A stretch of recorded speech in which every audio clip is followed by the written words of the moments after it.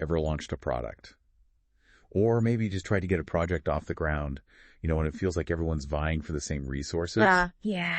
Kind of feels like a battlefield out there sometimes, right? Definitely. And it's funny because we were just talking about Sun Tzu's The Art of War. Right. And it's amazing how relevant this ancient text is, even today. Totally. Like, we might not be talking about literal armies, right. But the strategies in this book, they apply to so many modern day challenges. It's crazy. Absolutely. It's all about understanding the terrain, but not just like mountains and rivers. Right. It's the terrain of the market, of ideas, of just getting things done in a competitive world. Exactly. And one of the things Sun Tzu talks about is this idea of constricted terrain. Okay, so constricted terrain. Yeah, think of it like a bottleneck where resources are limited, time is tight. Limited resources, got it. And whoever seizes control first, they have a massive advantage. It's like that saying, early bird gets the worm or something. Uh-huh. Yeah, exactly. It makes me think of those tech companies that just kind of explode onto the scene. Right. It's like, how did they do that so fast?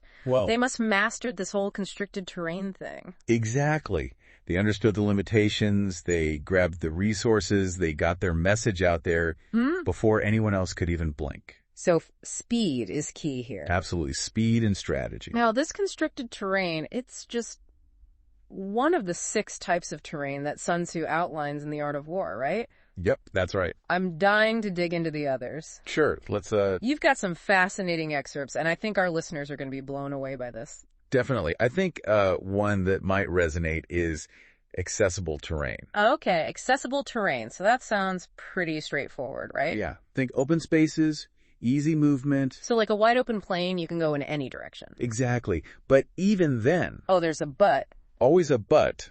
With strategy, right? You still need to think strategically, even when things seem easy. So it's not just about moving freely, it's about moving smartly. Yeah, like when you plan a road trip, right?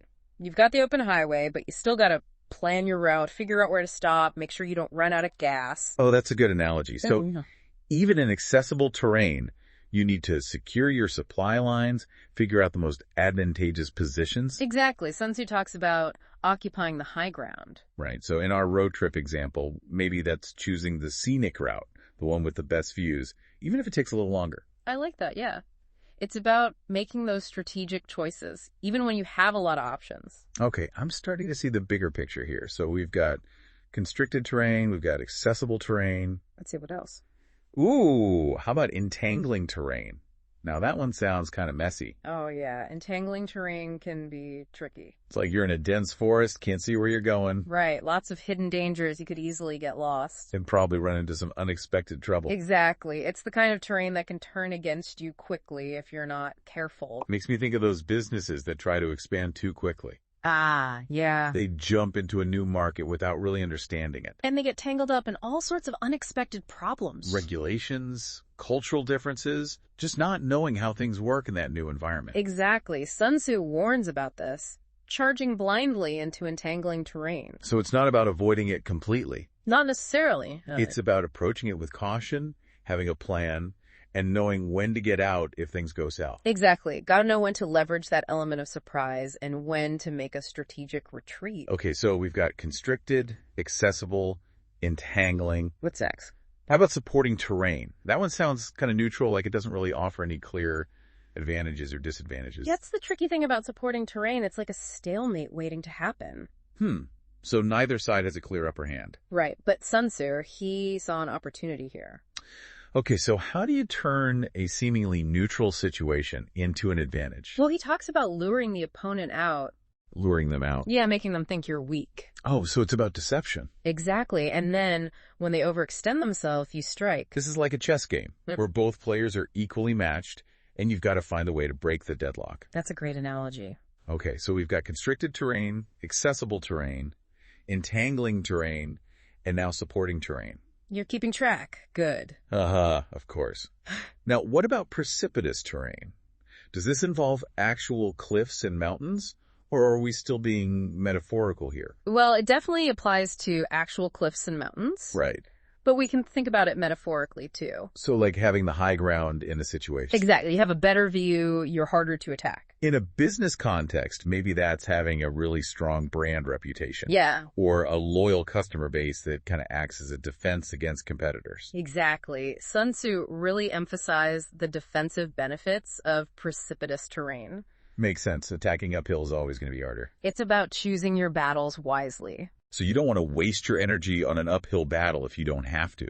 Right. It's about leveraging your strengths. I love how this ancient wisdom applies to so many different situations. It's amazing. It really is. It's timeless. Okay. Last but not least, we've got distant terrain. This one seems particularly relevant in today's globalized world, don't you think? Absolutely. Think about managing international teams. Supply chains spanning the globe. Even just maintaining long-distance relationships. Distance creates its own unique challenges. For sure. And Sun Tzu, he wouldn't advise launching a full-scale attack across vast distances without a lot of careful consideration. Right. It's not just about sending your troops out there and hoping for the best. You got to be smart about it, conserve your resources, focus on communication, logistics, all of that. So it's less about brute force and more about strategy, efficiency, and clear communication. Exactly. This is also fascinating. I can't believe we've only just scratched the surface of Sun Tzu's The Art of War. There's so much more to unpack. And I have a feeling our listeners are going to want to hear all about it. I'm ready when you are. So before we went off, we were talking about these different terrains, right? Yeah. From constricted to distant landscapes, It's amazing how much ground we've covered. No pun intended. Right. But it's fascinating how these concepts apply, not just to, like ancient battles. Right. But to everyday stuff like launching a product or even just navigating a tricky situation at work. Absolutely. And, Sun Tzu, he didn't stop at just describing the terrain. Yeah. He also went deep on leadership. Oh, yeah. He talked about those 6 critical mistakes, right? Exactly. 6 major blunders that can lead to defeat. And he framed them not as just bad luck or circumstances, but as leadership failures. That's huge. It's like he's saying, hey, if you lose, it's not the battlefield's fault, it's you. Yeah, exactly. Yeah. He puts the responsibility squarely on the leader. And it's not just ancient history either. These mistakes are so relevant today, like in business and relationships, even just in our personal lives. Totally. So let's break down these mistakes. The first one, flight. That seems pretty self-explanatory, like when your team just panics and runs at the first sign of trouble. Yeah, but it's deeper than just panic. Sun Tzu actually gives an example of evenly matched forces. But one side attacks a much larger force, and that leads to a chaotic retreat. So it's about choosing your battles wisely. So a good leader doesn't send their troops into a fight they can't win. Exactly. Sometimes the smartest move is to retreat and live to fight another day. I like that. Live to fight another day. Very Sun Tzu-esque. Haha, right. Okay, now the next mistake is insubordination, which highlights the importance of a clear chain of command and strong leadership. This makes me think of those companies where everyone's kind of doing their own thing, working in silos, not really aligned with the overall goals. That's a perfect example. Sun Tzu stressed that a leader needs to inspire their troops, not just command them. Well, that's a good point. It's not just about giving orders. It's about creating a shared sense of purpose. Exactly. And when that breaks down, you get insubordination, chaos, and ultimately defeat. It's amazing how much of this ancient wisdom is still so relevant today. It's really mind-blowing. Okay, so we've got flight. We've got insubordination. What's next? Let's see. Collapse. This one's interesting. Sun Tzu says that the officers are strong, but the troops are weak. So it's like the leadership is good, but the team isn't equipped to handle the challenges. Right. It emphasizes the importance of training, development, making sure everyone is ready for what's coming. So it's not enough to just have a great general. You need well-trained soldiers, too. Exactly. Sun Tzu believed in investing in his troops, making sure they were prepared and motivated to succeed. It's like that saying, give a man a fish, and you feed him for a day, teach a man to fish, and you feed him for a lifetime. Haha. I like that. Very applicable here. Okay, so we've got flight, insubordination, collapse. Keep going. I'm hooked on this stuff. The next one is rumen, which highlights the importance of discipline and organization. Oh, I can see how that would be a problem. Like if you have all these great plans, but nobody's following through, things are just falling apart. Yeah, think about a company where resources are wasted, processes are inefficient, nobody seems to know what's going on.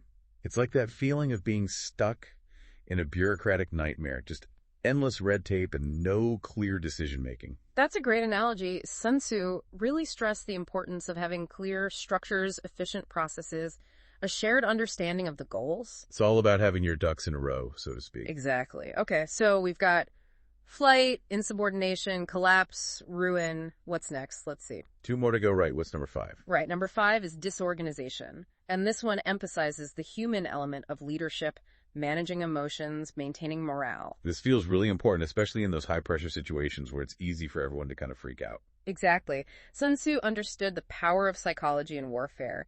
He knew that keeping your troops calm and focused was just as important as having a good strategy. So it's not just about being a brilliant strategist. It's also about being a good leader, inspiring your people, keeping them motivated. Exactly. All right, last but not least, we've got rout, which is basically about misjudging the situation and suffering a crushing defeat. Ouch, that one sounds painful. It can be, and Sun Tzu highlights the dangers of underestimating your opponent or overestimating your own abilities. So it's like going into a battle without really understanding who you're up against or what you're capable of. Right, he emphasized the importance of thorough intelligence gathering, knowing your enemy as well as you know yourself. Makes sense. You wouldn't go into a business deal without doing your due diligence, would you? Of course not. And it's the same principle here. Gather information, analyze the situation, make informed decisions. This is incredible. I mean, these 6 mistakes, they're so timeless. It's like Sun Tzu was writing about the challenges we face today, even though he lived centuries ago. It really speaks to the enduring nature of human behavior and the challenges of leadership. Whether you're leading an army, a company, or just trying to achieve your own goals, these mistakes can trip anyone up.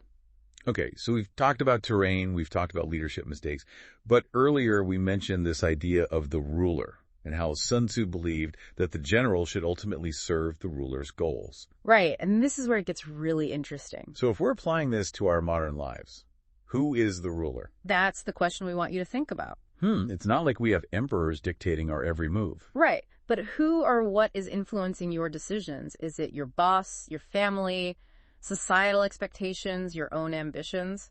Sun Tzu's wisdom challenges us to examine the forces that are shaping our path. That's deep. It's like he's asking us to look beyond the immediate battlefield and think about the bigger picture, the why behind our actions. Exactly, and remember what he said about the ruler demanding a battle that can't be won. He urged the general to refuse, to prioritize the well-being of the people and the state, even if it means defying the ruler. Wow, so it's not just about blind obedience. It's about having the courage to question authority, to make ethical choices, and to stand up for what's right, even when it's tough.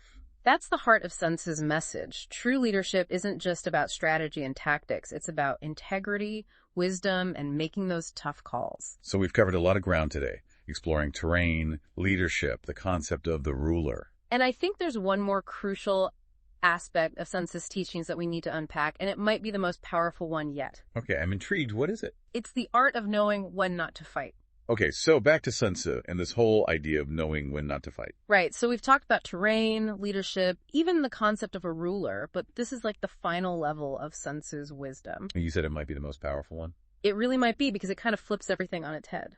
Well, after all this talk of strategy and conquering challenges, right, Sun Tzu says, sometimes the most strategic move is to not fight at all. Whoa, that's kind of counterintuitive, isn't it? It seems that way, right? But think about it. Right. His ultimate goal was victory with minimal losses. Right. And sometimes the best way to achieve that is to just avoid a battle altogether. So it's like picking your battles, right? Like we talked about with the different types of terrain. Exactly. Sometimes the wisest course of action is to retreat, conserve your resources, wait for a better opportunity. Okay, so Sun Tzu, the master of warfare, is telling us to sometimes just walk away. Not always, no, but he definitely understood the power of restraint, of knowing when to hold back. That's like that saying, discretion is the better part of valor.